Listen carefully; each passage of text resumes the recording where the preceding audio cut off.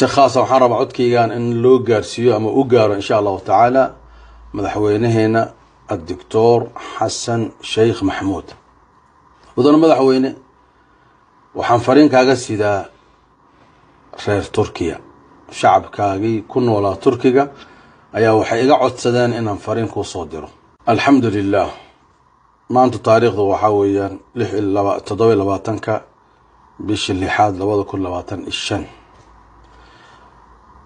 waxaan rabaa inaan la hadlo ama fariin aan gaarsiiyo dawladda Soomaaliya mas'uul kasto kamid ah meel kasto joogo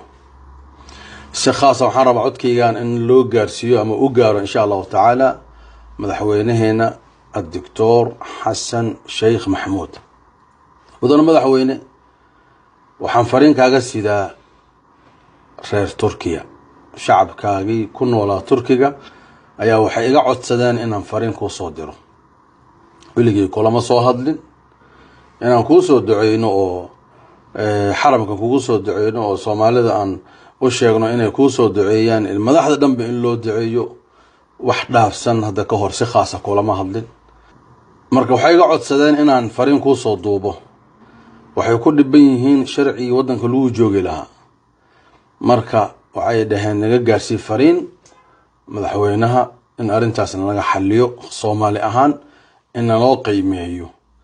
qof kastana marka dhibka markaas haysta la weyn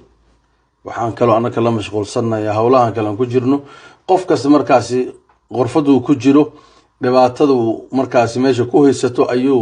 ayuu rabaa in loo xalliyo waana waajib saaran madaxdu in shacabka meel kasta ay joogaan ay ka warqabaan arbacadii waxaan goobjoog u ahaa xaflad meel ka dhacayso quraana madraso waxaa loo yiri wiilasha kamid ah inuu nala qadeeyo wuxuuna ku maqnaa meesha oo iqaamadaha lagu sameeyo markuu san u soo galay dadkii dhan waxay dhahay jawaab ma ku imaatay haa uu yiri hal mara waxa la wada waxay dhaheen alxamdulillah markaas hadan wuxuu yiri iqaamada la ima ogolaan rajagta la soo siiyay kulligooda hadan inna lillahi wa inna ilayhi raaji'un oo ma ku soo diideen qaar hatta agteeda fariinta istaageen bay u tageen de qof musiibo ku dhacday oo ilmo ka dhinteen oo kale loogu tacsiyeenayo waan la kaftamo waxaan ku yiri intaan inna lillahi idin ka bixiso anaka Soomaali hadan joogno qof dhintay baan saas oo kale oo inna lillahi u dhahnaan ku yiri idinkan iqaamad darteeda intaaso dhibaato u maraysiino oo waxa weeyaan isku tacsiyeynaysiin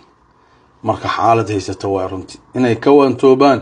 wadankooda imaadaan ay ka kaaftoomaan way fiicneed laakiin hadana qofkii mar haduu meesha joogo uu u baahan yahay noloshii hadana wixii nolosha u kamili lahaa dawladda inay waxba u dhibi mayso in kelimada ay soo qorto ama wasiirka arrimaha dibadda la hadlo Soomaalida meesha joogto si gooni ahaan haloo ilaaliyo in la dhaho adna culays kuma ahan dawladuna culays kuma ahan wa ahabbu an-nas ila Allah anfa'uhum lin-nas madaxnimadu waxyaaba ugu qiimo badan waxa kamid ah in dad oo Soomaaliyeed dhibaataysan oo wadamo fog ku xiran aad u nusrayso warkaaga gaarsiiso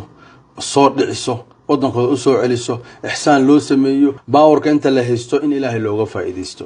oo Ilaahay atis wax la dhigtaal raba marka dadkaas nusray u baahan yihiin aan si gooni ah waa ula hadlo waxaan ku war wadankiina taga wadankiina barwaaqo iyo khayr u yaalay iskaga taga laakiin qofku iska dhiban yahay reera u joogo hatta tagitaanka dhib ku ah tigid ma aboodo ma bixi karo ma shaqeeyo